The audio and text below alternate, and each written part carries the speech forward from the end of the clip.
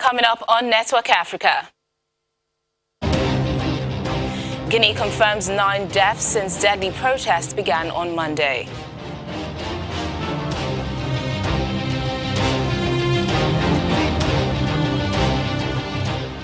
Students and police clash over unpaid teachers' salaries in Liberia.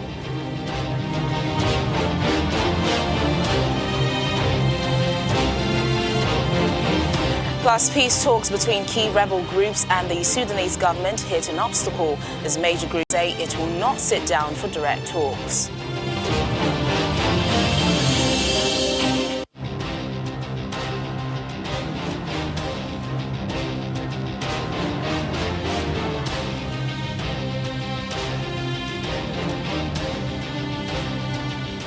Hello and a warm welcome to the program. I'm Teniola Shoboale. Guinea's government has confirmed that 9 people have been killed in this week's demonstrations against a possible change to the constitution. Witnesses say police opened fire on the protesters as they blocked roads with burning tires and ransacked military posts in the capital, Conakry. Opposition parties insist at least 10 people have been killed, including a 14-year-old boy. They also say police raided victims' families' homes. The government has not responded to the allegations. The demonstrators are protesting against the possibility of President Alpha Condé running for a 3rd term. The 81-year-old took office in 2010 and his final 5-year term should end in 2020. He has, however, not ruled out a 3rd term and has asked his government to look into drafting a new constitution, which critics say aims at letting him run for a 3rd term. Mozambican police have arrested 17 people on suspicion of attempting to interfere with vote counting in 10 polling stations in Maganjada Costa in the central province of Zambezia. District Police Commander Vasco Mariano said that the suspects were ringleaders of a group that vandalized a police vehicle carrying officers who were responding to chaos in the area after residents burnt tires and placed barricades on roads. He accuses them of having machetes and blunt objects. Mozambicans voted on Tuesday in presidential, legislative and provincial elections, with provisional results expected before the week ends. An estimated 13 million people were eligible to vote.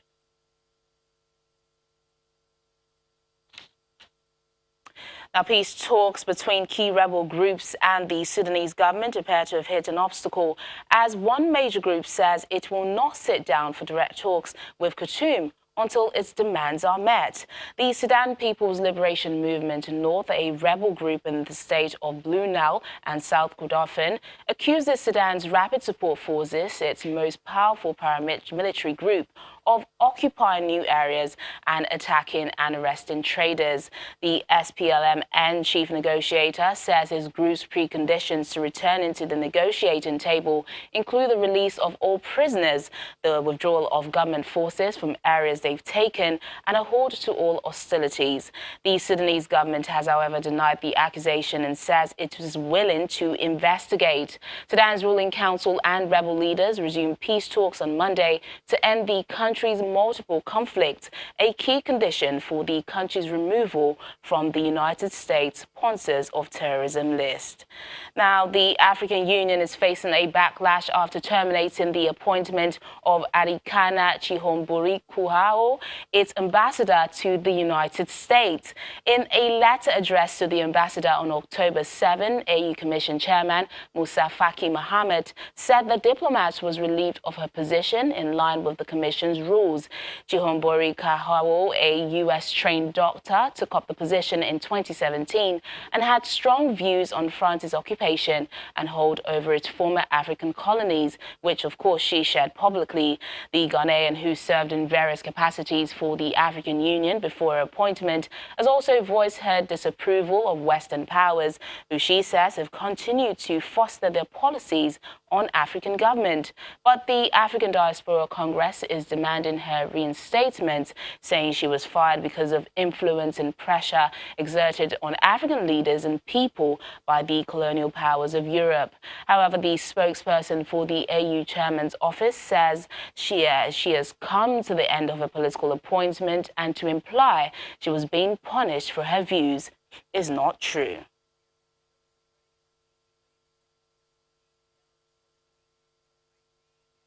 Now, thousands of Liberian students from the public school systems have clashed with police in Monrovia.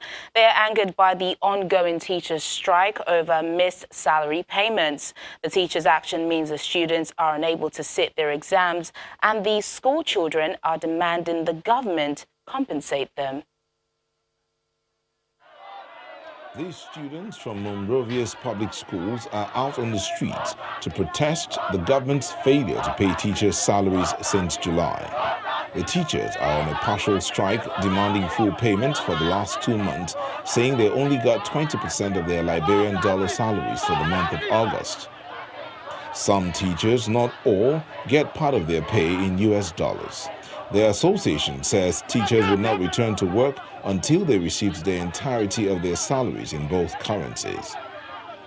As a result, students from the public education system have been unable to sit for their exams this week.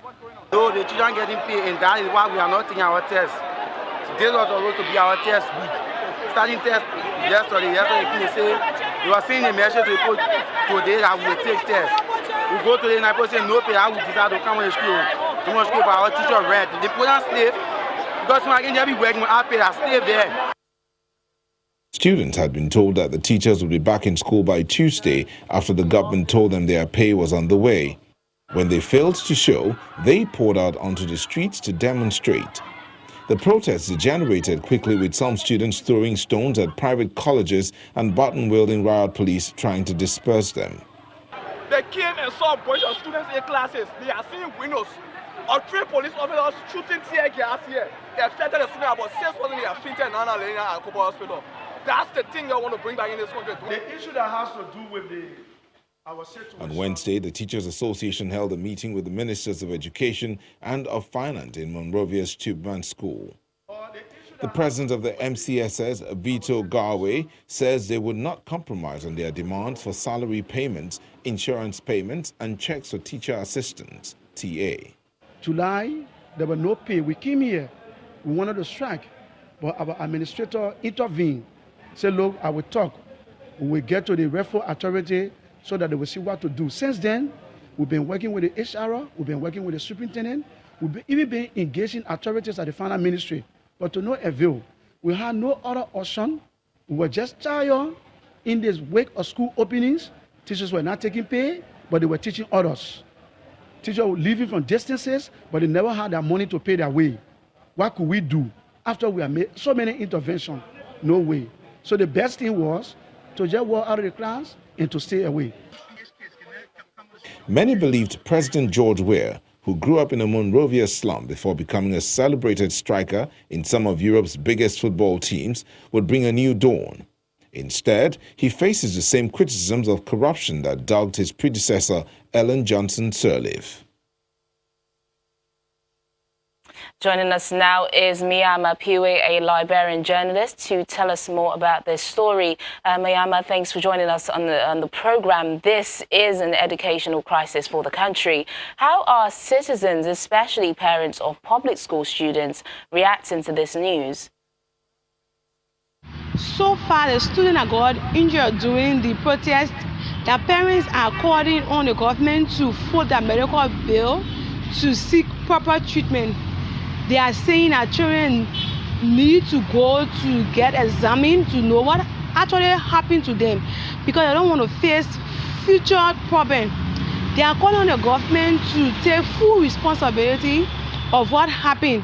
Otherwise, they will take legal action against the government.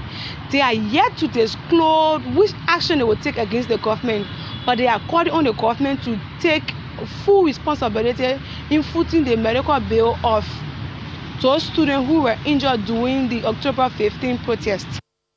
Miyama, just help us understand what exactly the teachers are asking for, and what's the government saying the cause for the delay in payment?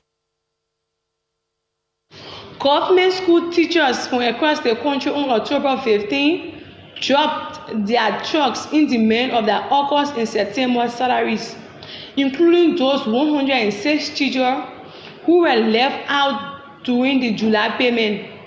They also complained that once they go to the various schools, they hadn't found truck to use in the various schools.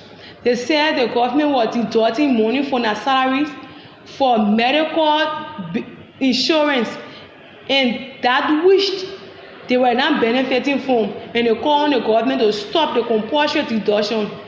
They also complained that since the left government, they are yet to receive that check and that due they've been receiving past time during the former government. They call on government to release that check or they won't go to the various classes, which led to the October 15 protest by government school students. Many seem unhappy with the president.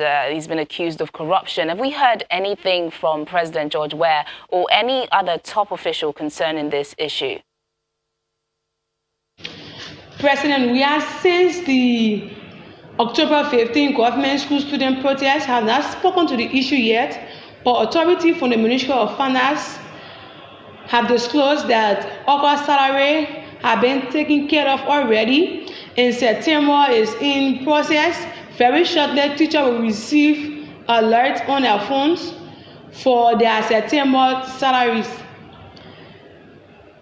Authority from the Ministry of Education have also urged teachers to go back to their various classes to be able to help senior high students to cover up their lesson for the upcoming WISE, to put Liberia on the map once it comes to the WISE result. He wants the teachers to go back to class while government is trying to settle the ongoing demand they brought to government. Amiyama, just before I let you go, let's speak about the doctors' strike that started a while ago in the country as well. What is the update? Is there any resolution in sight? Just last month, government health workers across the country went on strike in demand of their July and August salary. Some also complained that their money were cut. And they say one government can add that money or government shouldn't cut that money, because what they are taking home is not even much before government will cut some of that money. The health workers also complained that there was no safe working environment. Sometimes they will treat sick patients and after they will get sick in the process. They told government once government does not create a safe working environment, they won't go back to their various job sites. Government through the Ministry of Finance were able to pay 1 month's salary and ask health workers to go back to work. And later, Ministry of Finance through the Ministry of Health were able to come up with a resolution that everything health workers need area will be put in this budget in order to give them a safe working environment. Then Miyama Piwi, a Liberian journalist, speaking to us there. Now, load shedding is back in South Africa after several months without planned power blackouts. On Wednesday, the country received unpleasant news from the power utility Eskom when they announced stage 2 rotational load shedding that could go on for a week. Eskom's chief operating officer confirmed that the power company lost 6 of its power generating units on at the weekend, and 3 more units were at risk of malfunctioning.